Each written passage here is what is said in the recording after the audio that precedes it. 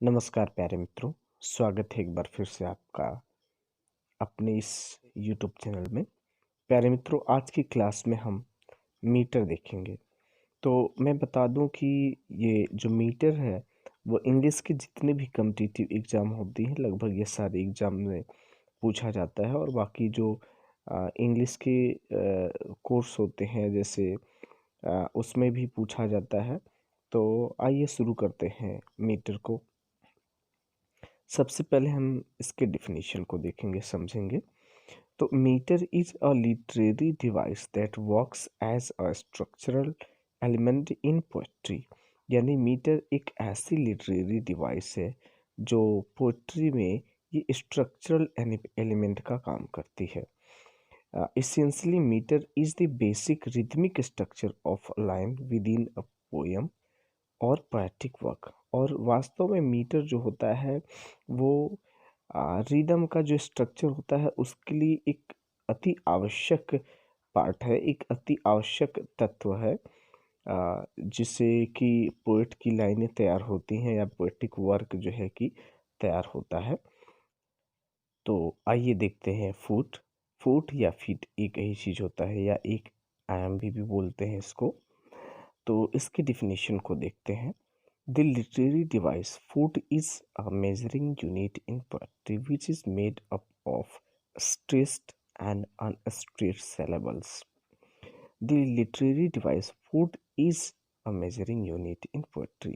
यानी जो फुट एक लिटरेरी डिवाइस है, यह एक पोइट्री में मेजरिंग यूनिट का काम करती है, which is made up of stressed and unstressed syllabus.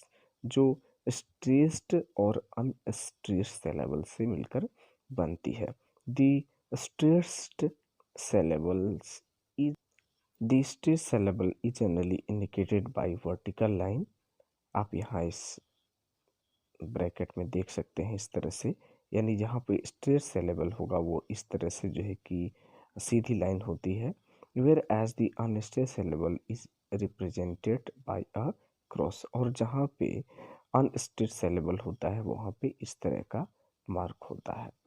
तो इस तरह से जो है कि हमने फूट और स्ट्रेट सिलेबस और अनस्ट्रेट सिलेबस की पहचान भी देखी।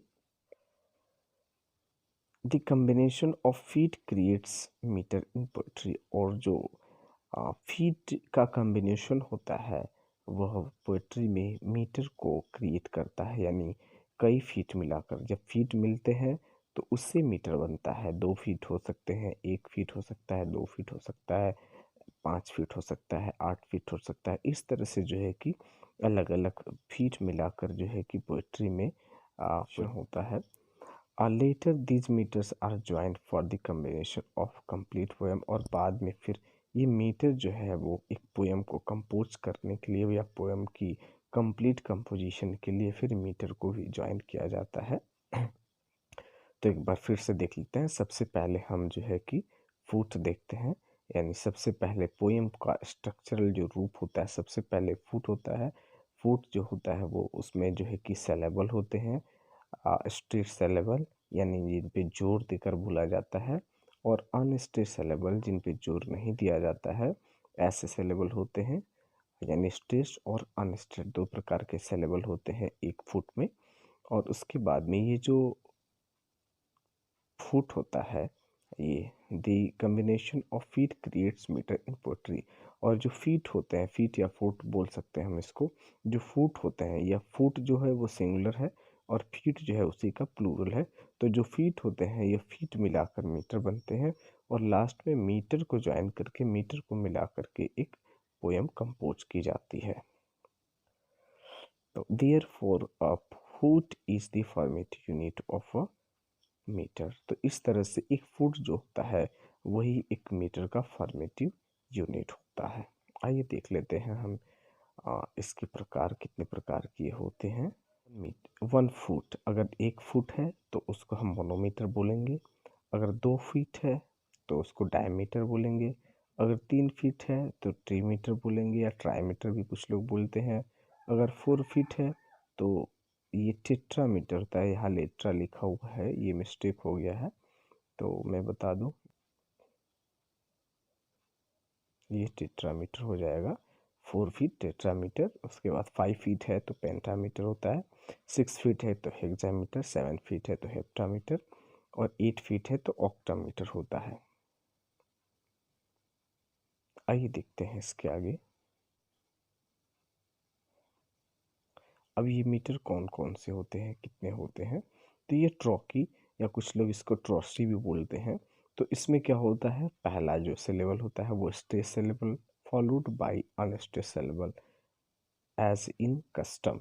इसमें पहला जो सिलेबल होता है वो स्ट्रेस ट्रॉकी में पहला सिलेबल जो होता है वो स्ट्रेस सिलेबल होता है, उसके बाद में अनस्ट्रेस सिलेबल होता है। जैसे कस्टम। अब जो हम कस्टम की बात करते हैं तो ये कस जो है इस पे थोड़ा सा हमें जोर देकर बोलना पड़ा, लेकिन टर्म की बात करें तो ये अतिशीघ्र खत्म हो जाता है कस्टम, इस तरह से। अब एम्ब की बात करते हैं तो इसमें क्या होता है, unstressed syllable followed by stressed syllable as in describe। अब इसी ठीक उसका उल्टा हो जाता है। उसमें हमने ट्रॉकी में हमने देखा था कि पहले स्ट्रेस सिलेबल होता है उसके बाद अनस्ट्रेस सिलेबल होता है, लेकिन इसमें क्या होता है, इसमें पहले अनस्ट्रेस सिलेबल होता है उसके बाद में स्ट्रेस सिलेबल होता है। जैसे डिस्क्राइब, डिस को आप देखेंगे डिस जल्दी से ख़त्म हो जा रहा है, लेकिन डी खत्म हो जा रहा है जल्दी से, लेकिन स्क्राइब जो है वो लंबे समय तक बोलना, जोर देकर बोलना पड़ रहा है। इसी तरह से स्पॉन्डी भी होता है, equal stress for both syllables as in cupcake. इसमें इक्वल सिलेबल्स होते हैं, चाहे वो इक्वल स्ट्रेस सिलेबल, यानी इसमें जो है जितने भी सिलेबल होंगे वो इक्वल होंगे और स्ट्रेस सिलेबल ही होता है केवल इसमें। जैसे कप केक की बात करें। अब डैक्टिल देख लेते हैं। डैक्टिल जो होता है वो stress syllable followed by two unstressed syllable as in bicycle। अब यहाँ पे हम डैक्टिल को देख लेते हैं। इसमें स्ट्रेस सिलेबल होता है, पहला स्ट्रेस सिलेबल होता है, उसके बाद में इसके बाद दो अनस्ट्रेस सिलेबल आते हैं, जैसे बाई साइकिल। बाई एक हो गया, साई दूसरा हो गया और किल तीसरा हो गया। तो इस तरह से जो है कि फर्स्ट सिलेबल जो होगा वो स्ट्रेस होगा, उसके बाद में जो है कि first stress syllable followed by two, first syllable जो होगा वो जो है कि स्ट्रेस होगा, बाकी उसके बाद जो दो सिलेबल होंगे वो अनस्ट्रेस होंगे। एनापेस्ट की बात करें तो two unstress syllable followed by a stress syllable as in understand. इसमें दो ऐसे सिलेबल होंगे जो अनस्ट्रेस होंगे, दो दो अनस्ट्रेस सिलेबल होंगे, उसके बाद में एक स्ट्रेस सिलेबल होगा, जैसे अंडरस्टैंड, अंडरस्टैंड।